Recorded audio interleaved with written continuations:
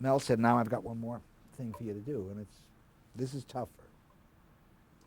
And I said, what, Mel? I was afraid he was going to ask me to, uh, HUAC was always showing up in town, and I didn't know whether they were coming in, whether would ask me to take a private session, etc. He said, I want you to come to my house on such and such a date. And he said, present are going to be Victor Rizel and Harvey Matuso. Now, for you people who will not know either of these names. I know Victor Rizel. I don't remember who Victor Rizel was a labor columnist for the New York Daily Mirror, very anti-communist and very anti-racket, and had, as a result of his articles in the New York Daily Mirror, been literally blinded. He'd been come out of the Daily Mirror one day, and some Union goon walked up to him and threw a bucket of lye right into the eyes, and he was blinded for life. Harvey Matuso was with a woman by the name of Elizabeth Bentley, the chief government witness against the Communist Party during the whole McCarthy period. This whole period in American history is totally shameful. Nobody comes out well. There was something called the Smith Act, which was subsequently declared unconstitutional, which condemned the leaders of the Communist Party. I think there was a 12-member Politburo,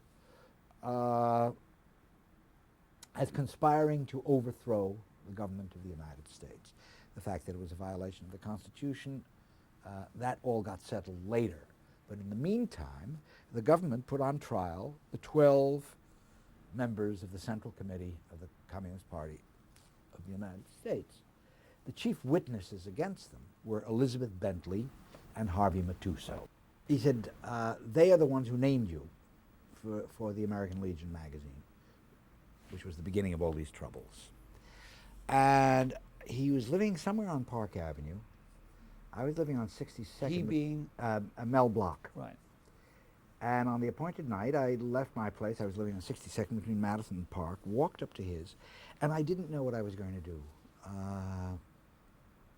I did not feel like a hero. I sure in hell didn't want to lose my job, because it would have been the end.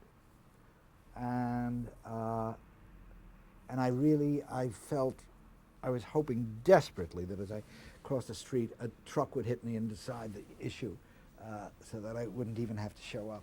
But I went on up and got into the elevator, and the elevator went up to Mel's apartment. The doors opened into the apartment, no hallway. And there across the room were Harvey and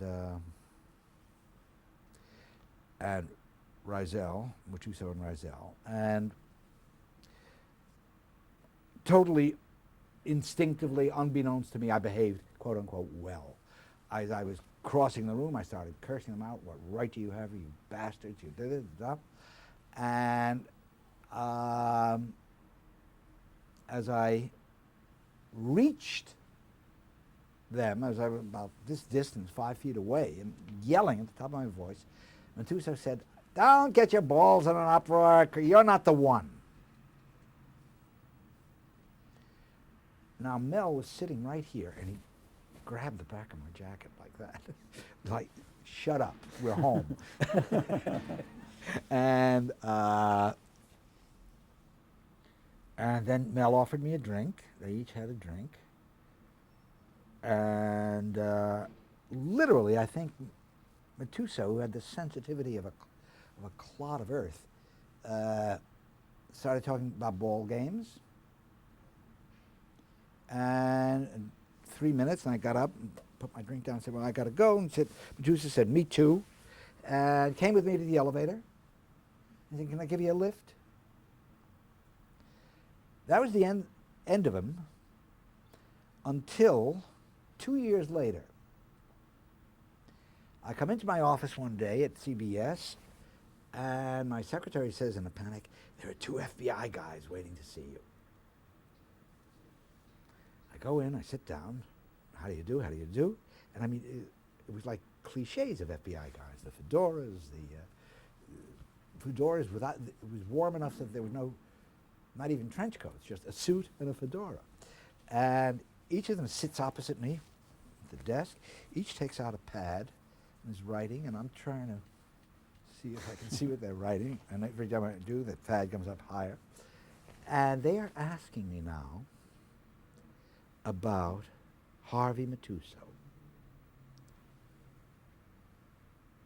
The government wanted to now indict Harvey Matusow because he had married a very rich lady and found God and had now recanted all of his testimony that he had given against the communists in the original Smith Act trial, and meant that the government's whole cases were out the window.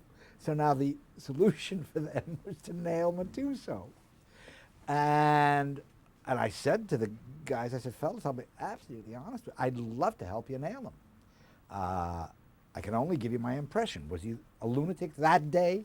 No, he was not a lunatic. Was he, did he behave irrationally? No, he behaved insensitively. I wish I could tell you he was out of his mind, but I can't.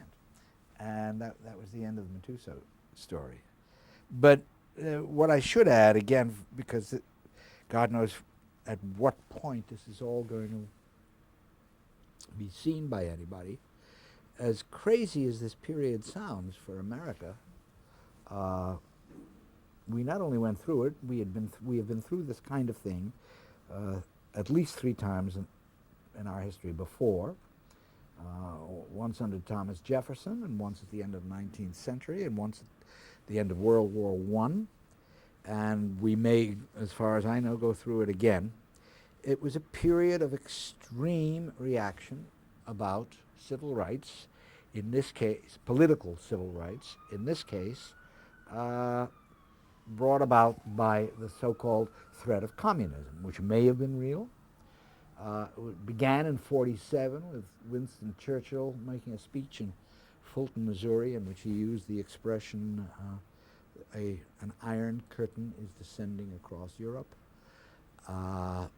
and was picked up in America by the right wing, particularly by a senator by the name of Joseph McCarthy. And McCarthy then began with the big right-wing cause. China had just gone communist, and the big right-wing cause was who lost China,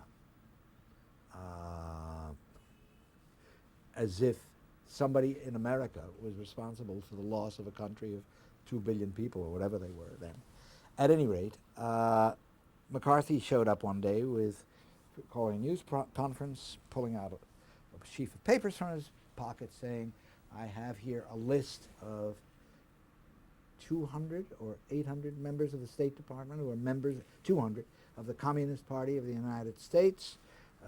This laxness will end, etc., and then started a witch hunt. It started first in the State Department. One of these groups that went after were homosexuals, by the way. They were considered security menaces because they could be blackmailed, and then extended very rapidly into the movie and television industry. It never affected the theater or publishing.